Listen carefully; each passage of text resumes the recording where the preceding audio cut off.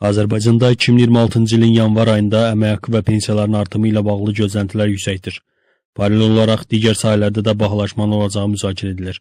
Qlobal Info.za danışan iqtisadçı Asif İbrahimov deyib ki, hər il Azərbaycanda əmək pensiyalarında müəyyən faizli indeksləşmə həyata keçirilir və artım olur.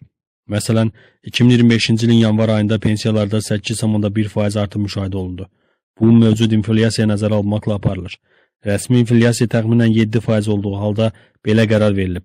Lakin orta statistik vətəndaş da qiymətlərin rəsmi inflyasiya göstəricilərindən yüksək olduğunu görür. Məsələn, əvvəllər 16 manat olan yağ indi 22-25 manata satılır. Quzu ətinin qiyməti isə 25 manata qədər qalxıb. Belə hallar vətəndaşların büdcəsinə ciddi təsir edir və diqqətə alınmalıdır. İqtisadçı xatırladıb ki, 2025-ci ildə də minimum əmək haqqı və pensiya məbləği artırıldı. Növbəti ildə gözlənilir. Minimum həyat standartları nəzərə alınmalıdır.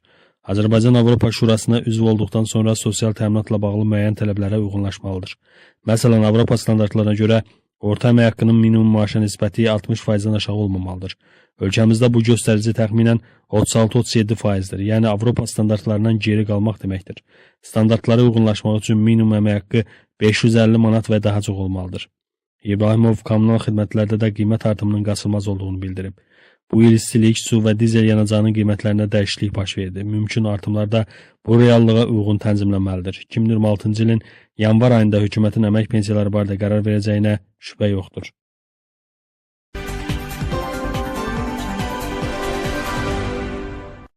Azərbaycanda 2026-cı ilin yanvar ayında əmək haqqı və pensiyaların artımı ilə bağlı gözləntilər yüksəkdir. Paralel olaraq digər sahələrdə də bahalaşmanın olacağı müzakirə edilir. Qlobal Info.za danışan iqtisadçı Asif İbrahimov deyib ki, hər il Azərbaycanda əmək pensiyalarında müəyyən faizli indeksləşmə həyata keçirilir və artım olur. Məsələn, 2025-ci ilin yanvar ayında pensiyalarda 8,1% artım müşahidə olundu. Bu, mövcud inflyasiyaya nəzərə alınmaqla aparılır. Rəsmi inflyasiya təxminən 7% olduğu halda belə qərar verilib.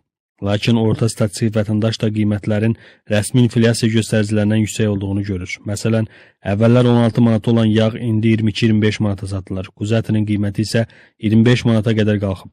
Belə hallar vətəndaşların büdcəsinə ciddi təsir edir və diqqətə alınmalıdır.